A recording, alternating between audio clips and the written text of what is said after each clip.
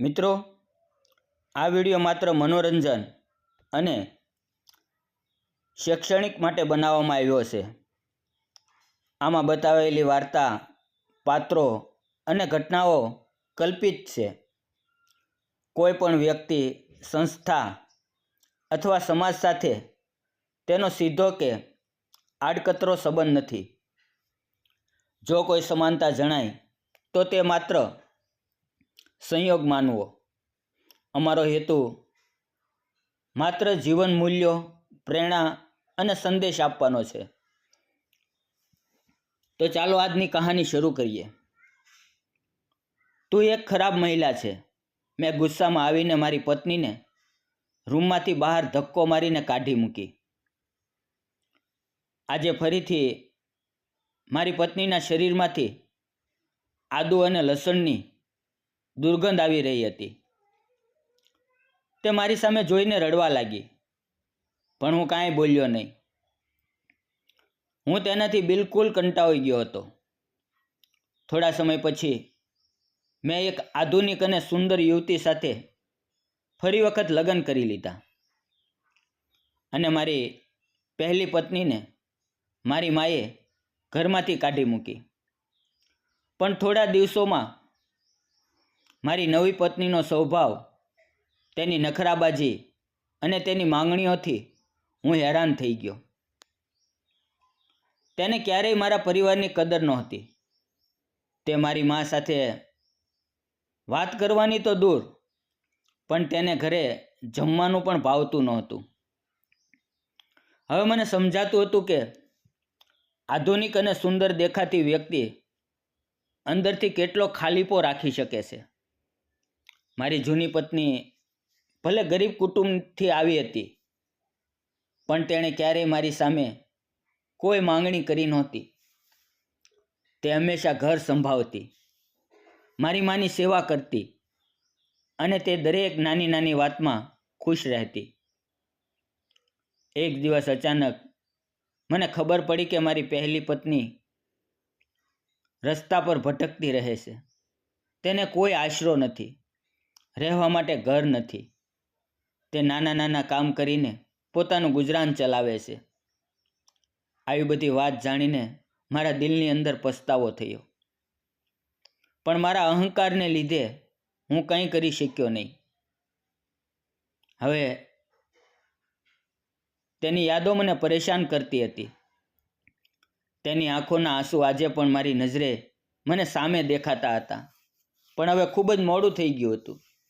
મારી નવી પત્ની સાથે થોડા મહિનામાં જ મને સમજાઈ ગયું કે હું ખૂબ મોટી ભૂલ કરીને બેઠો છું. તે ફક્ત મારા પૈસા પર જીવી રહી છે. તે શોપિંગ, પાર્ટી અને મોજ મસ્તીમાં જ મગ્ન રહે. ઘરમાં હવે જરા પણ શાંતિ નહોતી. રોજ ઝઘડા થતા. હું જ્યારે ઓફિસેથી થાકીને ઘરે આવતો ત્યારે મને શાંતિ નહીં, પણ તેના કડવા શબ્દો સાંભળવામાં આવતા.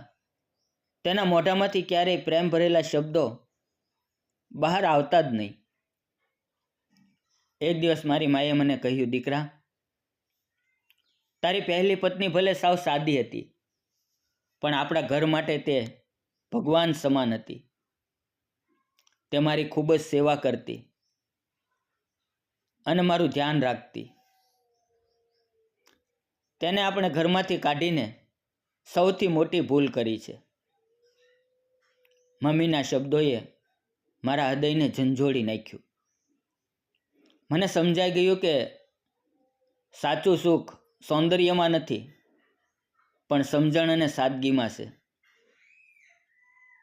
થોડા સમયમાં જ મારી બીજી પત્નીએ મારી બચાવેલી ધન દોલત મોજ મસ્તી કરવામાં ઉડાડી નાખી. મારું બેંક બેલેન્સ ખાલી થતાં તેણે મને છૂટાછેડા આપી દીધા અને તે જતી રહી. હવે મારી પાસે ઘર નહોતું, પરિવાર નહોતો અને પત્ની પણ નહોતી. માત્ર એકાંતને પસ્તાવો જ હતો. હું દરરોજ રસ્તાઓ પર મારી પહેલી પત્નીને શોધતો રહ્યો. એ ક્યાં હશે? કેવી હાલતમાં હશે? શું તે મને માફ કરશે? આવા પ્રશ્નો મને રાતે ઊંઘવા દેતા નહોતા. એક દિવસ હું કામ ઉપરથી ઘરે જઈ રહ્યો હતો. મેં તેને રસ્તામાં જોઈ. તે રસ્તા પર એક નાની દુકાનમાં કામ કરતી હતી. તેનું થાકેલું શરીર અને ચહેરો હજુ પણ તે તાજગી હતી. તેની આંખોમાં દુઃખ અને અજાણ્યો સંતોષ બંને દેખાતા હતા. મને લાગ્યું કે તે મને માફ કરી દીધું હશે, પણ પાછો ફરી કરી લેવાનું મારા માટે શક્ય માનતો.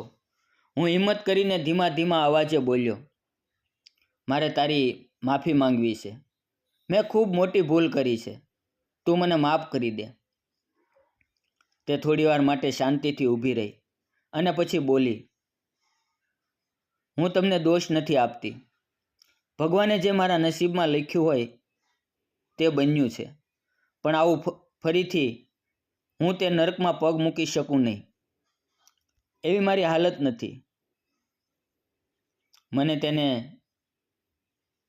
તેના શબ્દો તલવાર જેવા લાગ્યા, પણ તે સાવ સત્ય હતા. હું બધું ગુમાવી શક્યો હતો. થોડીવાર પછી તે આગળ બોલી,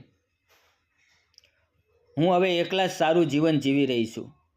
હવે મારી જિંદગીમાં ફરીથી એ ભૂલ નથી કરવી. તમે તમારા જીવનમાં અગાઉ હતા અને મને શાંતિથી રહેવા દો. તેના ચહેરા પર એક મજબૂતી હતી. ત્યારે હું પહેલી વાર સમજ્યો કે સાચી સ્ત્રી એ જ છે જે દુઃખ સહન કરીને પણ મજબૂત રહે છે. હું તે પગલે પાછો ફરી ગયો અને મારા જીવનનો સૌથી મોટો દિવસ હતો. સૌંદર્ય અને આધુનિકતા ક્યારેય સુખ આપી શકતા નથી.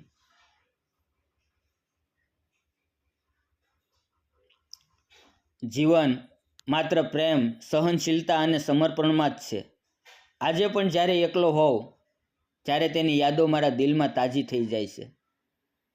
મિત્રો, વાર્તા પસંદ આવી હોય તો વિડીયોને લાઈક, ચેનલને સબસ્ક્રાઈબ જરૂર કરજો. ફરી મળશું આવતીકાલે એક નવી વાર્તામાં. ત્યાં સુધી આવજો. વિડીયો જોવા બદલ આપ સૌ ગુજરાતી મિત્રોનો ખૂબ ખૂબ ધન્યવાદ. ફરી મળશું આવતીકાલે. ત્યાં સુધી આવજો મિત્રો.